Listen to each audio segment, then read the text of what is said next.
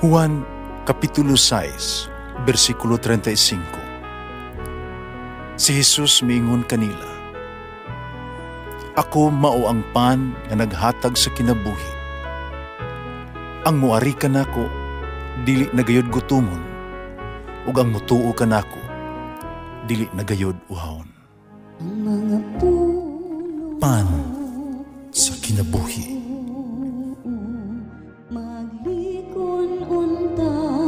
Sa mong pagtuo o gagakakabi sa pagtuman sa imong mahal nga kasuguan. Ginumana kaninyo.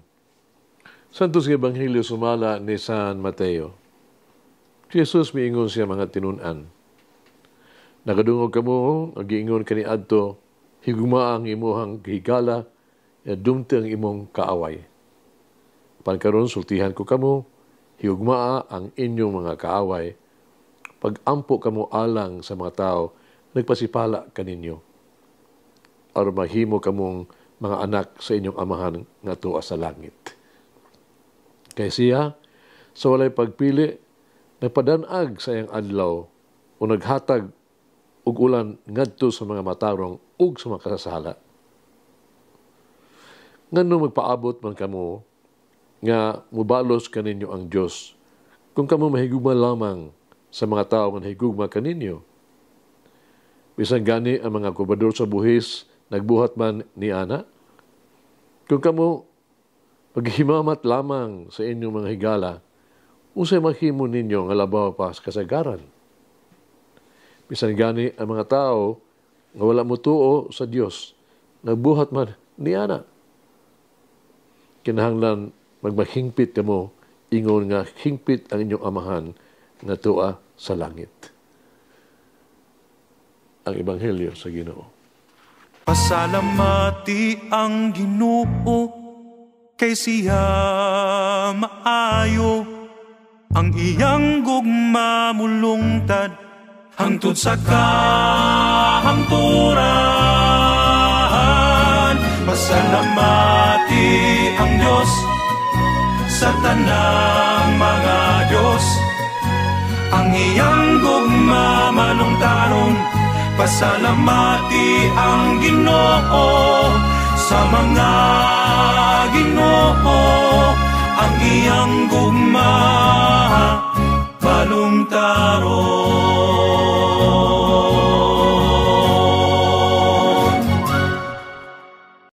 Pulong pa ni Jesus, naginahanglan kita ang mahimong hingpit sama nga ang atong langitong amahan hingpit. Ang kahingpitan, gihubit igoga, mahingpit, mahimong hingkod yun. Urugway kakulangan. Ang kahingpitan sa Dios gipadayag sayang bugos o pagkamaayo jud diha kanato. Ang iyang kahingpitan mao ang iyang way kondisyon nga gugma o makanunayon nga kaluoy. Haron masunod nato ang kahingpitan sa Dios, kita kinahanglan usab nga dili mapilion sa paagi sa tuang pahigugma sa tuang isikataho. Kinahanglan dili kita mamili kung kinsay gusto natong tabangan. Ang pagbuhat og maayo nga mga butang dili ang limitado sa mga maayo lamang kanato. Ang pagkahimong sama sa Dios mao ang pahigugma ni adtong nagbudhi kanato, ang pagkamasinabtanon ni adtong nagpalisod-lisod sa tuang kinabuhi, ang pagpasaylo ni adtong nagpasakit jud kanato. Sisula mangayo og pagtugot kung dili gugma alang kanila. Way sukod nagipakita sa Dios ang iyang gugma diha kanato. Ang Dios wala magpihig-pihig biya sa mga tao. Ang Dios wala magbulag sa mga tao. Gihugma niya ang tanan. Siya naghatag sa tanan. Gidawat niya ang tanan. Busa, ipasubang sa Dios ang iyang adlaw ug mga daotan sa mga daotan ug sa mga maayo ug gipaulanan niya ang mga matarong ug dili matarong. Verse 45. Sa pagsunod sa pagkahingpitan sa Dios, mao ay pagdawat o pagbiabi sa tanan. Ang kahingpitan dili bahin sa pagkawalay defekto o pagkawalay kasepanan. No. Ang kahingpitan mao ang nga mahimutang sama sa Dios ba. Ang kahingpitan mao ang pagbuhat sa gibuhat sa Dios kanato. Ang kahingpitan mao ang pagkinabuhi sama sa Dios. Ato pong tan-on atong kaugalingon. Kang kinsa man nato atong kinabuhi, kinsa man gisunod kanato sa atong pagpuyo ng kalibutan. Sugalanon kini si yugtos kinabuhi niya sa adla ni St. Nicholas de Tolentino.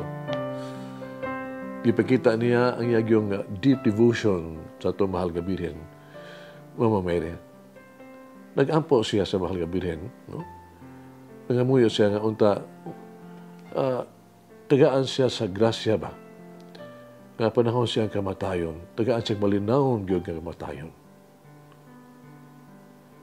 Si Nicolas gisaaran sa atong mahal nga Birhen nga siya mamatay diha sa kalinaw o sa grasya, no?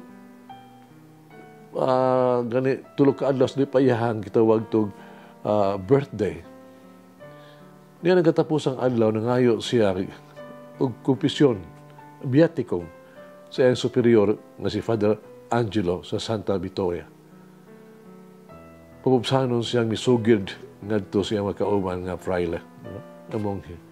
Pag pinabisan tud ako wala ko mahibalo sa bisan usang sala nga nahimo ko batok kaninyo. Kini dili kini siya dili pagkamatarong kanako sa akong mga gibuhat ka wa sa kahibaw. Kung ako nakahatag kaninyo pipila ka nakapasilo kaninyo. Kung ako sa usa ka paagi nakapasakit ibisan kinsa kaninyo. Kung paniya ako nangayo kaninyo og kapasiluon ako ninyo. Tungo sa gugma sa langitong amahan ug kaninyo. Aron ang tanang maayong Dios mahibalo kung unsaon pagbayad niini nga buhat sa kaluoy nga imong niyang gipakita kanako. Hagit kinabuhi. Kinsa kadtong kinahanglan natong higugmaon nga matinud-anon. Kinsa man sila kinahanglan natong atimanon nga sincero ug seryoso. Pagampo kita. Among Ginoong Hesus, among kinabuhi ug amo ang gugma. Salamat kaayo sa imong gibuhat kanamo. Daghang salamat sa imong gipakita nga gihatag kanamo. Salamat kayo sa imong dakong gugma nga nagpasaylo kanamo, gugma nga puno sa pag-atiman kanamo, gugma nga nag-alagad ug nagluwas. Hobsanon kami mag-ampo sa mong Ginoong Hesus, sa mo ang kinabuhi ug sa mong gugma nga magipaambit sa imong gugma sa uban. Usa ka gugma nga dili gayud makapasakit kanila, usa ka gugma nga dili gayud mubiya kanila sa panahon sa panginahanglan. Usa ka gugma nga dili gayud magbudhi kanila. Amen.